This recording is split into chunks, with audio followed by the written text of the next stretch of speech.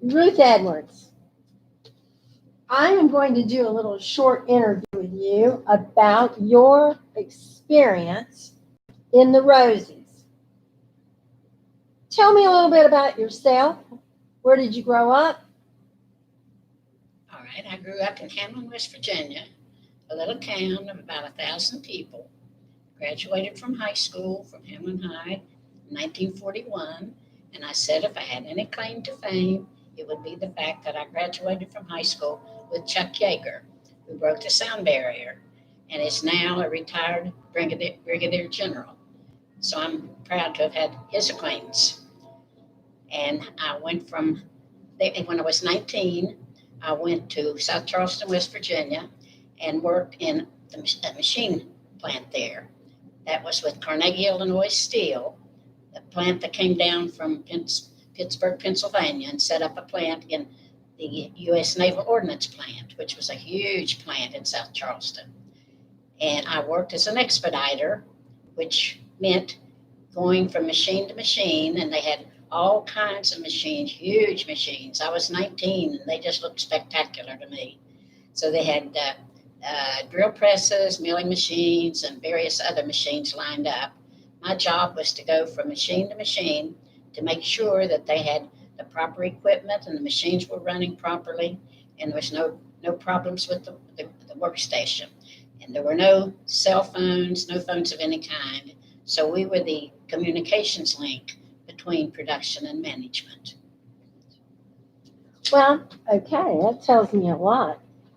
During your experience in that plant, did you feel like other Rosies were involved in the same way? I mean, was it just in West Virginia or was it in the nation?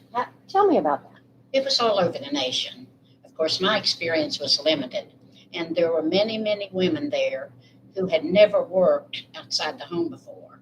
And they told me they came out of the kitchens to work there. They were very inexperienced because up until that time, nurses, secretaries, and those types of positions were about the only ones held by women. So these women made many, many sacrifices to get to work. And their stories were all interesting. Each one of them had a separate story, so it was all very interesting. But it involved women from all over the place, and there was about 50% women and 50% men working in the plant. And the women were doing the work of the men who had gone into service. Because when the bomb was dropped, most of the able bodied men went into service. So that left those jobs in defense plants without any workers. And if it hadn't been for the women, those plants could not have operated. Well, in thinking about that,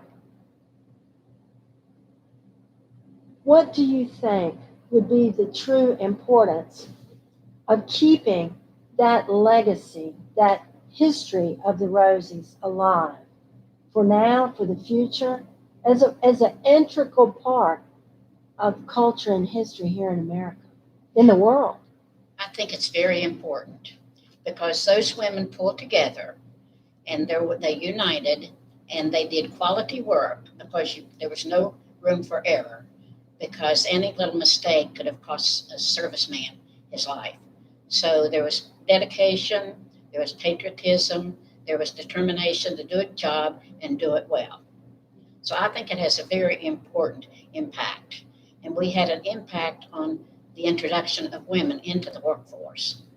Right. Do you see any correlations in our time right now and with that in 1941 when the Rosies were getting involved?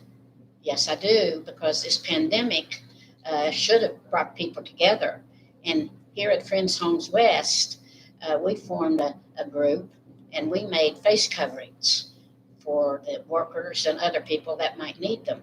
And to me, that was a type of Rosie work because we saw a need and we united and we got that job done.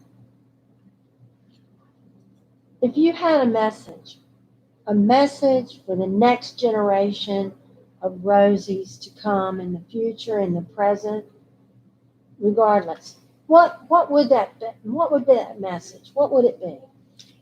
It would be one of unity because when the need arises, You need to get, whether you're women, man, or whatever, you need to unite and do the job, get the job done, work together without friction, without any any problems at all. Just work together, see the job to be done, and do it.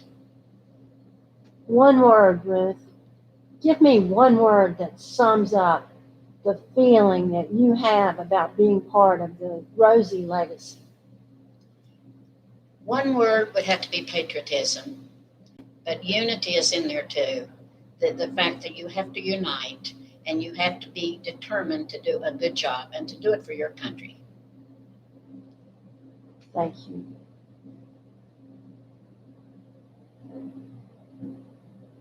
All right.